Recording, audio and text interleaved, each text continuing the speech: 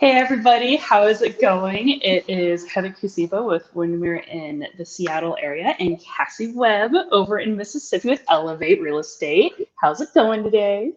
It is wonderful. I'm excited.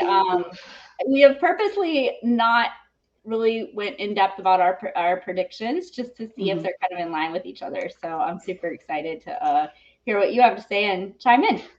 Yeah, definitely. It's going to be a really fun day. Predictions are always a really interesting topic to talk about because we're kind of trending treading a very fine line, right? Because we can look at historical data and the current state of our economy to kind of have an estimate on what's going to be going on with the housing market, but in the end, we don't have a crystal ball. Like we don't know if there's going to be some kind of natural disaster or war or anything like that that massively shifts the Right. market, right?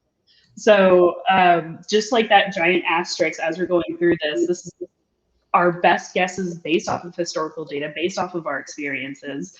So it'll still be fascinating and interesting either way, and just kind of see where we think everything's going to go. So Yeah, this is exciting.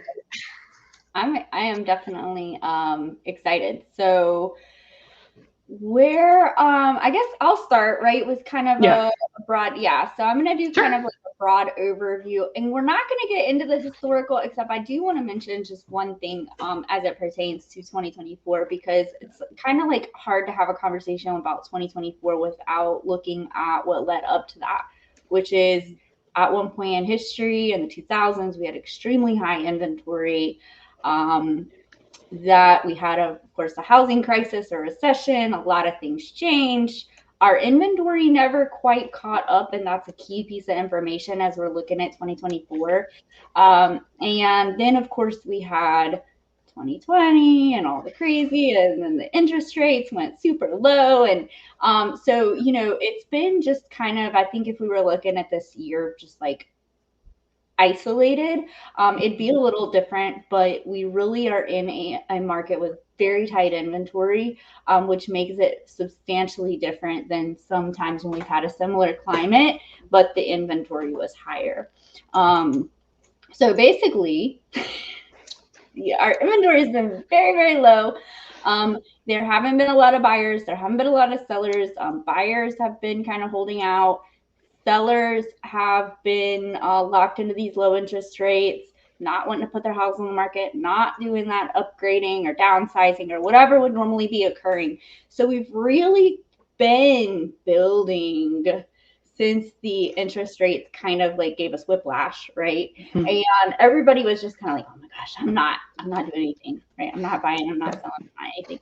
And two things. One, by nature, the climate I think will be conducive to people starting to move again. But that aside, people can only be patient so long. Like at some point you accept it. Interest rates may never be in the threes or fours. We don't know. And so it's like at some point you have to kind of move on. And while we are going to talk a lot today about the kind of what we're seeing across the nation. Heather, I'd love to know what you think. I think we'll be pretty on trend, with the national, climate. That being said, real estate, regardless of what the nation, what we're doing on a higher level, real estate, these are homes, these are investment properties, these are, where we live and have our friends and family, and that usually a transaction revolves around a life event, and that usually is very important. So look, while this is great information I hope that we can provide you guys today, if you're thinking, hey, maybe this is a year I'm going to buy or sell, or in the next 2 or 3 or 4 years, doesn't matter. I mean, for me, I won't speak for Heather, but for me, like, I don't care. You could be like, in 3 years, I think I might want to buy or sell. Like, that is a conversation, like, let's have on an individual basis on what you Yep. have on in your life. Because Mhm. as Heather said, we do not have a crystal ball. Nobody has a crystal ball. The greatest economist in all the world doesn't have a crystal ball because he can't predict outside influences, which, there's no way to know. So that being said, um, one interesting thing, Heather, about this year as opposed to the last 3 years is it's an Mhm. election. And we're not going to talk politics today, except for to say there's two things that are pretty consistent on election years. One, interest rates tend to dip. I think they would be dipping this year anyway because they were, inflation's starting to come in under control. I think especially once we get past like tax refund time and things like that, like inflation should be in check, that they're already predicting they would come down anyway. And then combined with the fact that this is an election year, just historically, like I looked back a lot of years and historically the interest rates are going to dip on an election year. Obviously, whoever happens to be, in whatever administration is currently in power, they probably want people pretty, relatively comfortable. And one way to make people comfortable and stimulate the economy is to put policies in place that reduce the interest rate. So that's usually pretty typical, regardless, like I said, of who may be in office.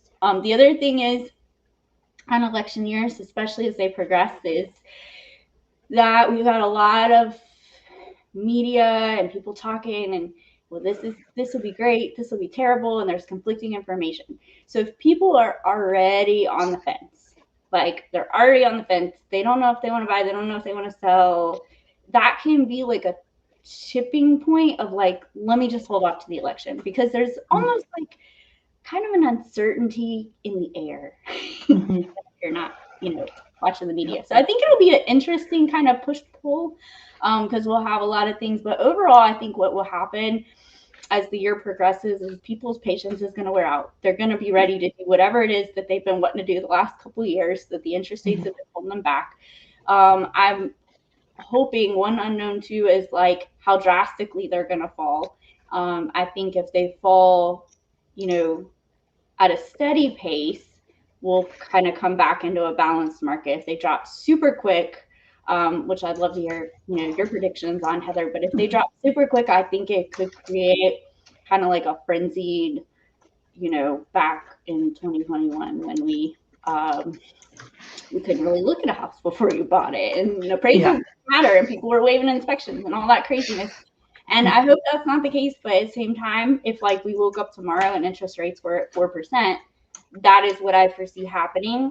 I hope that they don't put policies in place that cause that reaction. So I think overall, though, we've got a lot of pent-up demand. I think regardless, how it plays out and how steady and consistent it improves, is yet to be seen. But I think it will definitely be a great year to sell. I think it's going to become more of a seller's market as these interest rates. But for buyers, the main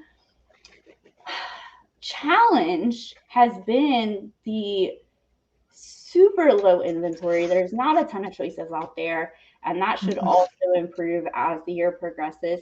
That being said, I think that, the potential downfall for the buyers would be that if they wait until the interest rates drop, it could become very, very competitive and have a whole way more challenging issues than the lack of inventory we have now. So, thinking about buying, I think it's very possible interest rates go down, prices go up. You just have to choose. Is it more important for you to have a low interest rate or to owe less on the house? And so if this is something you're even thinking about, reach out to us, whatever's pertinent to your local market, because we'd love to kind of talk a little more about your specific situation. That being said, Heather, let's see what you got. Yeah. So honestly, a lot of what you talked about does reflect a lot of stuff that kind of what I'm looking at on both a national and even more specific, like a local level for me as well. So when it comes to like interest rates, for example, like you said, election years, they always trend downwards. And what at least a lot of the economists I've been keeping my eye on, a lot of them are thinking like low sixes, high fives for interest rates this year.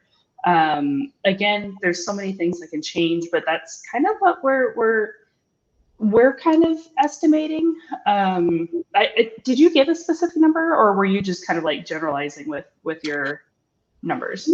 No, I didn't give a specific number. So right now they're sitting, actually, they've crept up this week. So we're just below 7% for an average of all the loan types. If you haven't gotten a loan recently or you don't remember, there's a million different loan types. Some of those are actually closer to 6 right now. Like there's actually a pretty big gap in the different loan types right now. So it's just super important.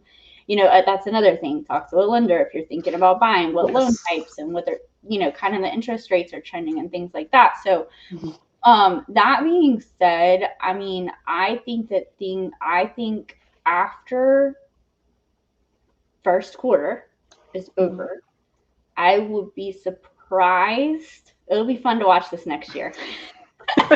Yes, that's it's nerve-wracking to give predictions. But I think that they would end up at some point after first quarter being in the low 6s, high 5s, maybe mid 5s at some point in the year.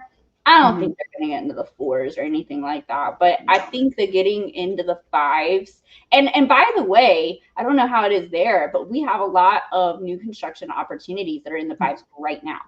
So that's something that definitely is going on. So, I mean, you know, right now you could potentially be in the 5s, which is another reason I'm saying, like, don't wait for we're not talking about they're going to go from 8 to 2. I mean, we're talking about enough to get things moving, right? So that's my prediction. I think they'll end up landing around the mid 5s, which I've been in real estate a long time. And really between 5 and 6, between even more specifically like 5.5% and 6%, I think that's just the most balanced. The market just feels balanced at that point. You don't have a feeding frenzy like you do in the 4s where it's craziness. And yet you know, it still can be affordable for people. So that's where I see them landing. So what's the data looking like for you? Yeah, so as far as interest rates go, we're kind of guessing the high 5s, though that is, I do think that that's the conservative amount for us. I'm curious about the low or the mid 5s. I would love to see them in the mid 5s, but I obviously have no idea. So our guess that we've kind of been chatting about is high 5s. But to reflect some of the things that Cassie was saying earlier too, is what those interest rates are going to do to the housing market, right? Because when interest rates are super, super high, your value or your cost of your home is typically a lot lower. But because interest rates are so high, it scares so many buyers and they back out of the market. So we saw like our local buyers cut in like half from years prior. But the second that interest rates started lowering into the mid to high, I guess it's high 6s is when it started, all of a sudden buyers in the middle of winter, where we usually don't have a heck of a lot of buyers coming to the table, all of a sudden we were seeing multiple offers. And we've seen literally homes get like 6 or 7 multiple offers, which in a like December/January housing market, at least for us, is what the heck, that's unheard of, that's rare. Which just goes to show you the lower interest rates trend, the more buyers are going to be like, oh, I can finally afford to buy. And then, every single buyer is doing that. Every single buyer has the same mentality, and it's going to get to be a little bit stiffer of competition. I don't know, like, how are your guys' multiple offer situations? Because I know with us, a little budget interest rate obviously makes a big difference when we're looking at the value of our homes. So we see the multiple offers like that, like the second anything changes in the market, we see the shift. How is it for you guys? Do you see that kind of a shift? Are you even seeing multiple offers at all? Yes, if it's priced pretty competitively, definitely. Actually, I was looking at one with a buyer this morning that is in multiple offers, and it's actually a bank-owned property, but regardless, priced very well. It needs a lot of work, but it's priced accordingly. I think that we're not going to be as it's not going to be as, I hate to use the word volatile because that such a negative, kind of system. But it's not going to be quite as like drastic, like up and down for us because we're in just such a different price point.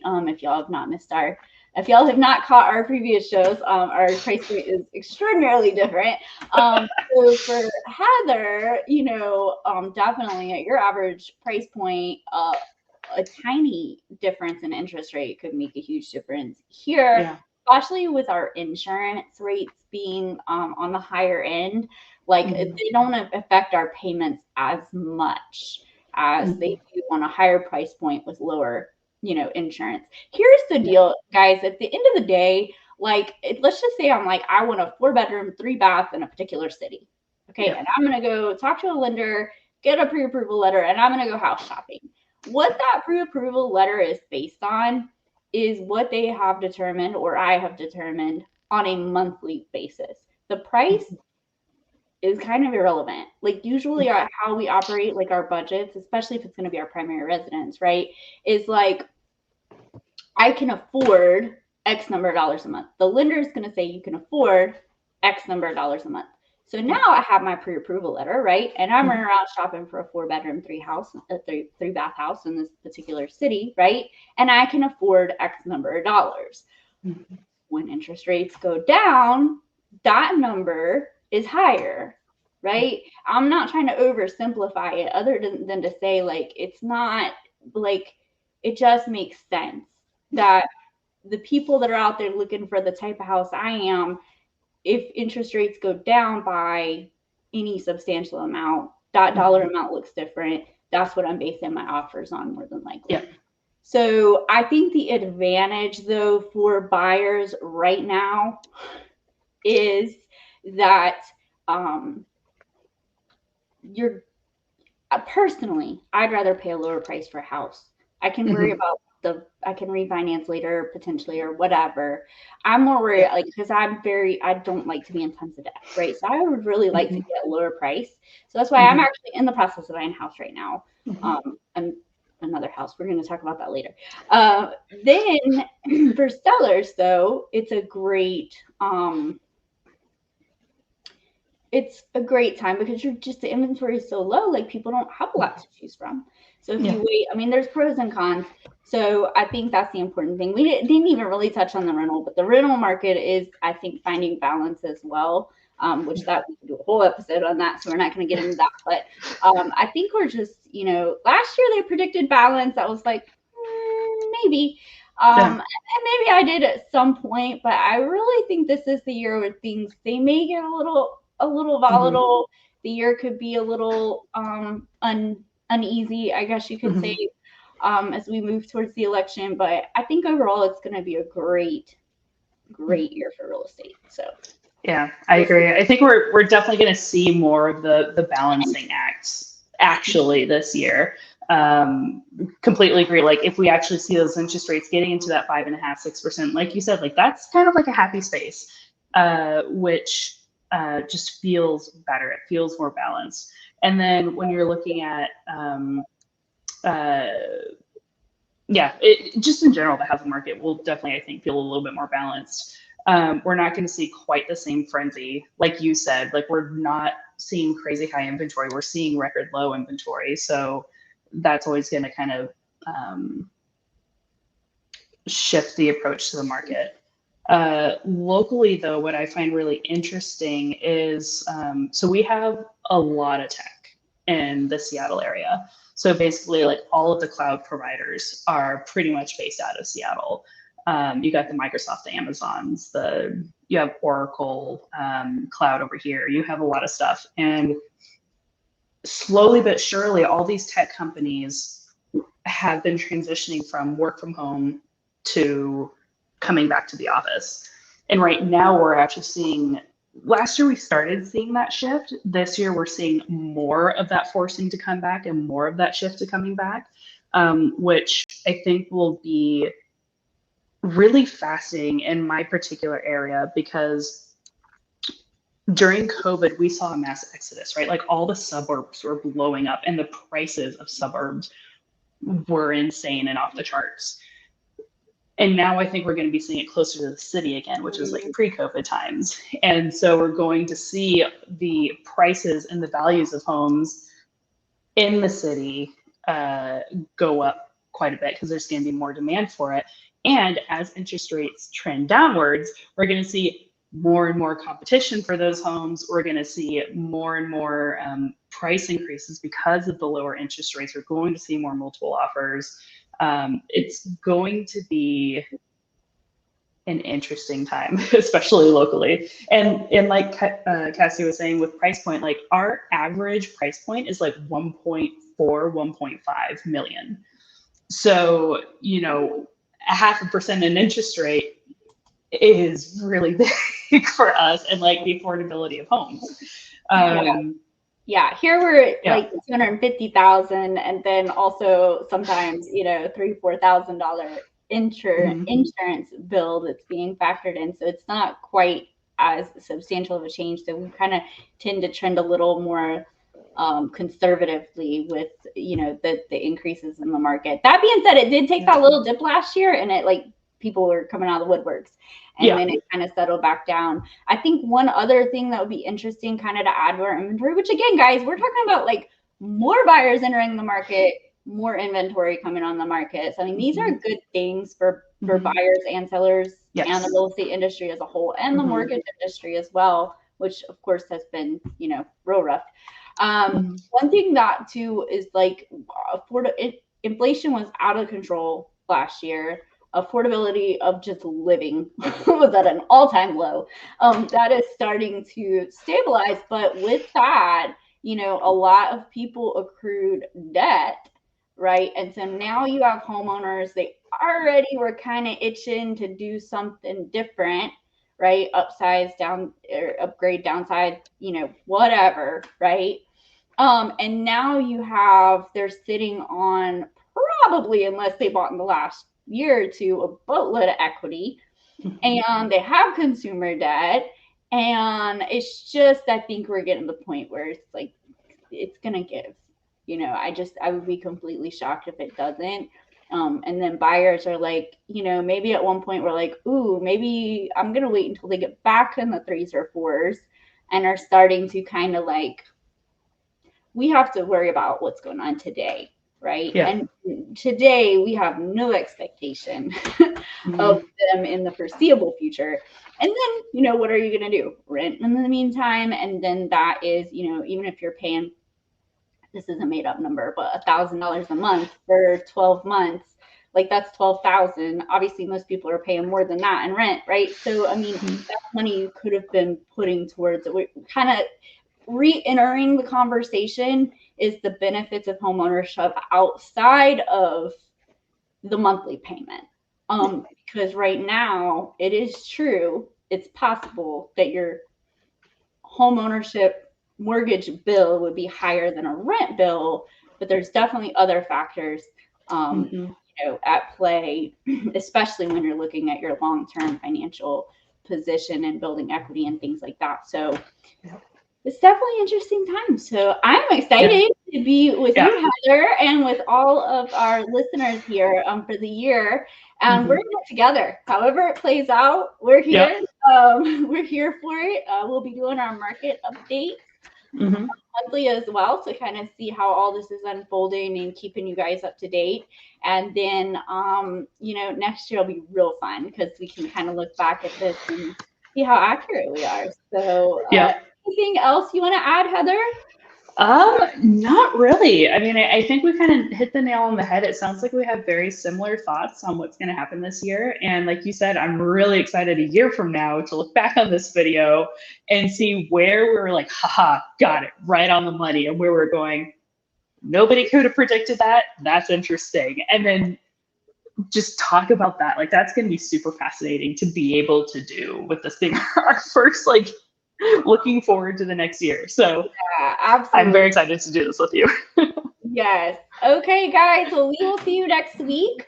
We kind of talked a little bit briefly earlier about how Heather and I have different markets, different experience. We've been in real estate different amounts of time, and so we're going to kind of dig into that next week, just kind of getting to know us a little better, and us hopefully get to know you a little better, and so that'll be super fun. So I will see you then, Heather. Awesome. Sounds good. See you next week.